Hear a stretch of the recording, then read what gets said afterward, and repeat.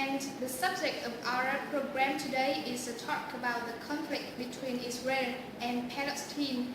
You know that is one of the most concerning issues of the world.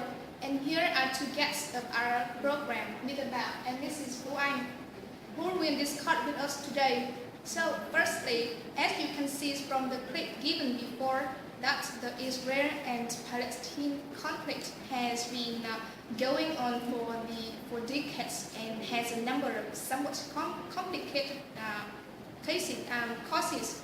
However, the main issues at the heart of the conflict are lands and borders, especially the latest development of the conflict is related to the Gaza Strip, which is sandwiched between Israel and Palestine, and it has been a flashpoint in the relationship between Israel and Palestinian conflicts for years.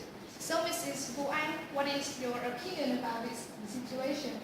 Well, you know the Gaza Strip is the territory on the shore of the Mediterranean. This territory originally was part of New Palestine, but then were occupied by Israel until 2005. Now, although Israel still controls some aspect of Gaza, it is officially decided over by the Palestinian Authority. The conflict here stems from territory dispute that Israel has imposed high restrictions on the movement of goods and people in and out of the Gaza Strip in order to protect its own security. Meanwhile, Palestinians in Gaza feel confined and they claim that they are suffering from socio-economic hardship. You know, Israel and the Palestinian relationship really reached the peak of conflict only after the Hamas, the dominant Islamist Palestinian groups, and other militant groups claim that such restrictions are unacceptable and they will be against by the court. Okay, but I wonder that why appearance of Hamas made the conflict reach to the peak of tension between the Israel and Palestine. Why this strife was invited from a long time ago? Yes. Because when Hamas emerged, the offensives were beset by escalations in cross-border fighting, with rocket attacks from Hamas and airstrikes against it by Israel, as well as two side accusation of each other actions. Consequently, the only victims in this war are innocent civilians. Okay, I also agree with you, but I add some reasons. Leading the conflicts is maybe the increase shooting rockets that Hamas wants to loosen the condition. I mean the restrictions set by Israel that block Palestinians' economies from developing and make it economies exhausted. Meanwhile, the borders protection campaign of Israel is not only to retaliate but also eliminate the military's power of Hamas with an aim to weakening or overturning the Palestinians' control of this land. So each side has its own purpose to take such action, making the conflict more and more strenuous. And the question here is why don't two sides choose another peaceful solution instead of using attack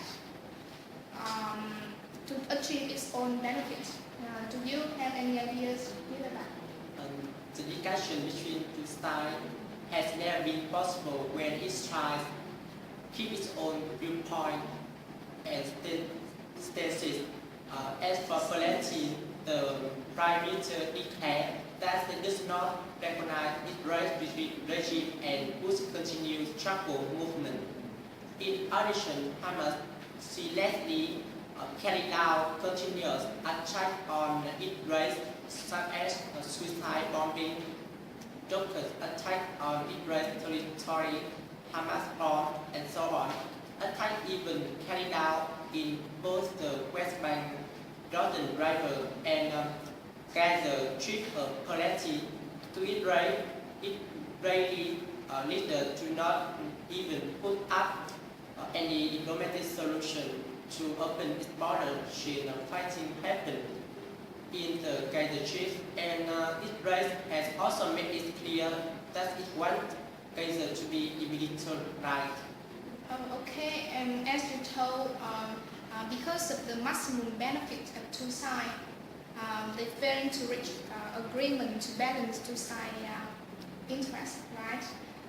So, are there any solutions for this situation, Miss Wang?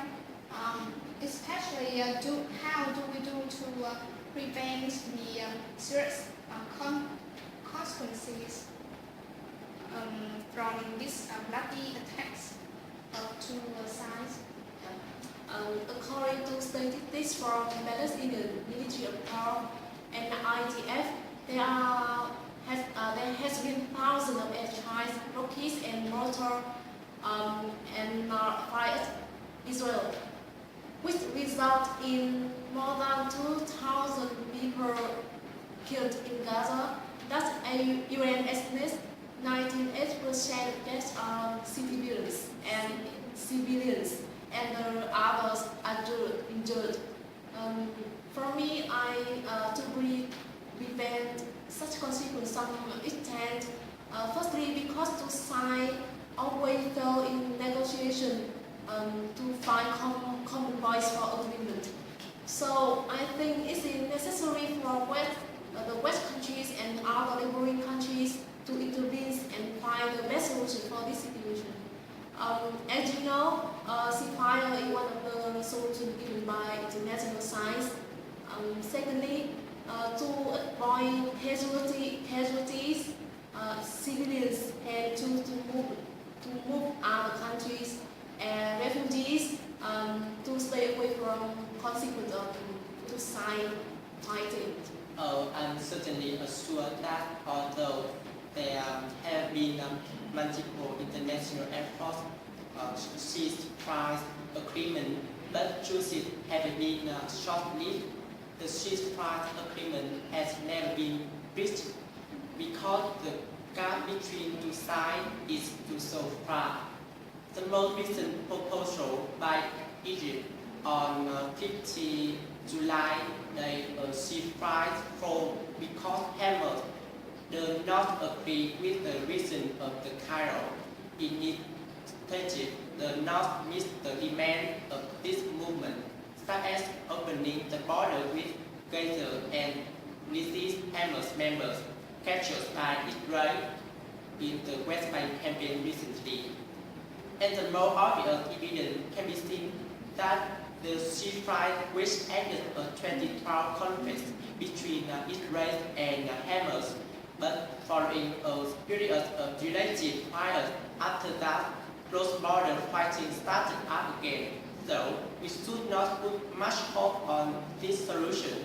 Secondly, as for the refugees who leave their hometown to move another country, what country can be willing to accept them to move in and ensure that they will not uphold their currently political stability? Instead of, I think, aid from developed countries for civilians is still the best solution in this situation. Okay, so far there has been no clear solution to that can end conflict-related situation. So how does this situation happen in the future? Is the fighting over? No matter how the military confrontation at Gaza will be ended, it results are not much different from the previous conflict between Israel and Hamas.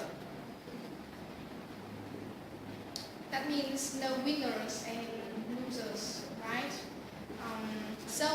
I think the temporary solution is that forcing both sides to find a way through the international community to reduce the escalation by the ceasefire proposal, and also resolve the core issues of the conflict to find a long-term solution.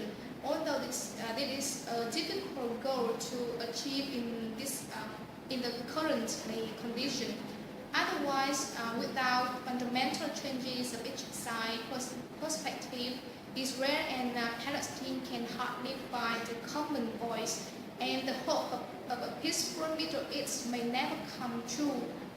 And in conclusion, it is really difficult to predict about the future situation. However, we all together at least hope the conflicts keep reduced escalation in the future to reduce the degree of damage to a lowest level. So this is the end of our program. Thanks for our guests who spent their time joining us today, and thanks for your watching throughout our talk. And see you in the next program.